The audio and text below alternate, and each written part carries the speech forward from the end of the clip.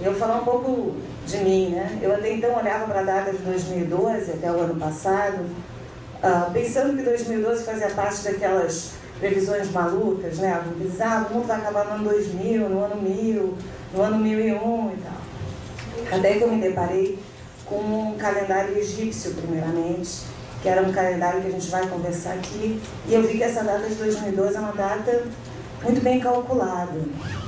Então não dá para a gente falar de 2012 sem falar dos maias. É impossível, porque os maias conseguiram fazer o calendário mais preciso que o nosso planeta já teve. O calendário chinês não é tão preciso, o calendário gregoriano muito menos, que é esse que a gente se segue hoje, o calendário judaico também não é assim tão preciso quanto o calendário maia.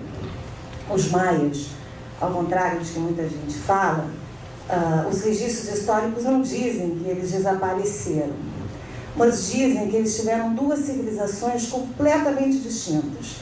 Uma que se encerrou no ano de 600 depois de Cristo, começou 3.000 e tanto antes da Era Comum e terminou 600 anos antes do início do calendário juliano, e uma outra civilização que sobreviveu até a ocupação espanhola em mais ou menos 1500.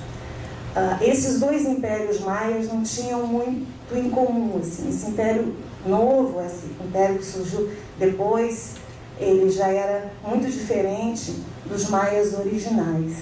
Esses calendários, enfim, foram criados em 3113 antes da Era Nossa, ou seja, há 5.000 anos atrás.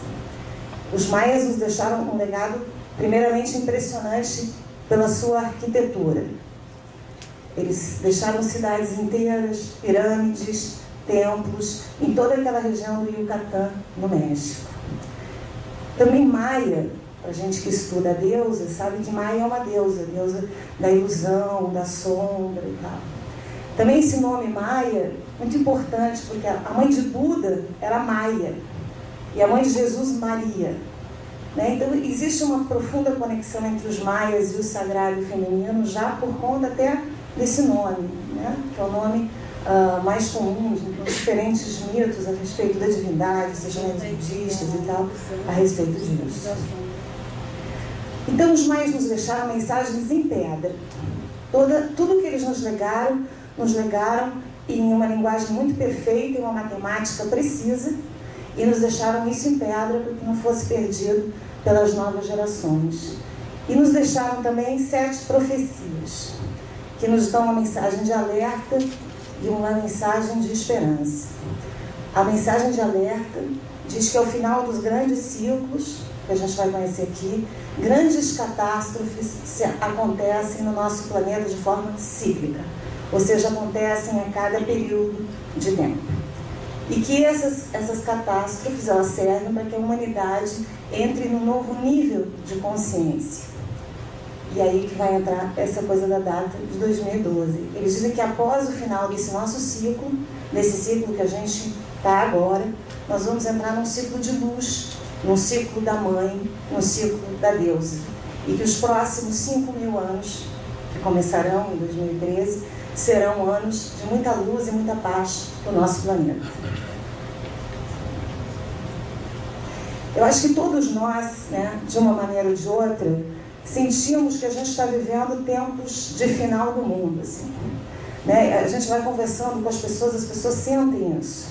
Elas podem até não expressar, mas tem uma sensação de que tem alguma coisa profundamente equivocada no nosso planeta, na nossa forma de nos relacionarmos. As pessoas me dizem, tem gente demais no mundo, né? Ou tem problemas demais no mundo, ou estamos vivendo tempos muito confusos, né? As pessoas individualmente também não se sentem em paz, nem em harmonia. Parece que estão sempre correndo atrás de alguma coisa, que não sabem bem o que é, nem onde vão alcançar. Então isso é uma sensação meio comum, né? Acho que todas as pessoas, de uma certa forma, sentem isso, né? E a gente também está vendo, né? Que tem mais erupção, tem mais terremoto, tem mais catástrofe acontecendo. E isso, de uma certa forma, também impulsiona esse inconsciente coletivo a criar essa visão, assim, de final dos tempos, né? O clima mudou, né? As temperaturas no mundo estão subindo, né? os cientistas fazem previsões furadas, né? Eu estava aqui com uma revista agora sobre o Ártico, eles diziam que o Ártico ia existir até mais ou menos 50 anos para frente, e só no último ano eles detectaram que o Ártico já perdeu 50% da sua camada de gelo. Então, os cientistas não têm explicação para isso. As previsões que os cientistas nos dão sobre o próprio aquecimento global e sobre o próprio derretimento dos polos parece que é incompatível com as notícias da realidade, né? O mesmo com relação às queimadas e outras coisas. A gente também percebe, né, nesse meu estudo sobre essas profecias, que diversas religiões ao longo do mundo fizeram profecias a respeito desses tempos. A gente tem na Bíblia cristã o livro do Apocalipse, que fala dos últimos anos, da fome, da peste e tal. A gente tem previsões budistas, né, específicas sobre o ano de 2012. A gente tem previsões do Merlin, que foi um grande profeta dos celtas, né? O Merlin, ou diversos Merlins, fizeram diversas profecias ao longo da cultura celta, e a gente vê também profecias a respeito dessa época, né? Dessa mudança de ciclo. Também os antigos romanos costumavam consultar os oráculos, né? Como os gregos consultavam em Delfos, os romanos consultavam um oráculo muito famoso, que chamava Sibila. Até hoje tem as ruínas de Jerusalém, pertinho de Roma. Sibila era uma sacerdotisa que tinha grande conhecimento, e ela também fez previsões específicas a respeito dessa época, 2000 anos para frente da época de Roma. É lógico que todos esses... A gente tem também Nostradamus, né, que é o nosso profeta cristão, digamos assim.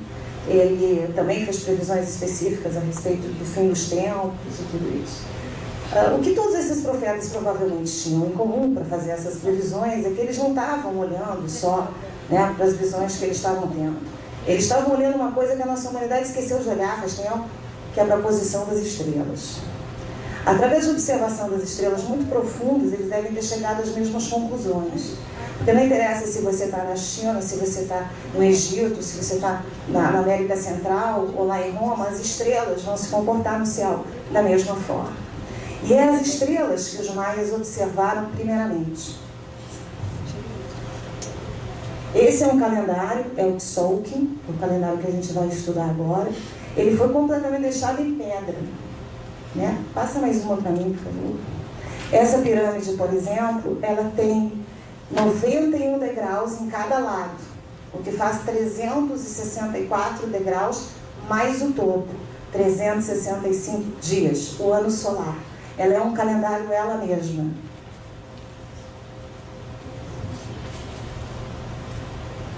Bom, esse aí é o Tzolk'in. O Tzolk'in, como os maias fizeram o melhor calendário entre os povos antigos, e também o mais estranho. Mas ele não é estranho, vocês vão ver por quê.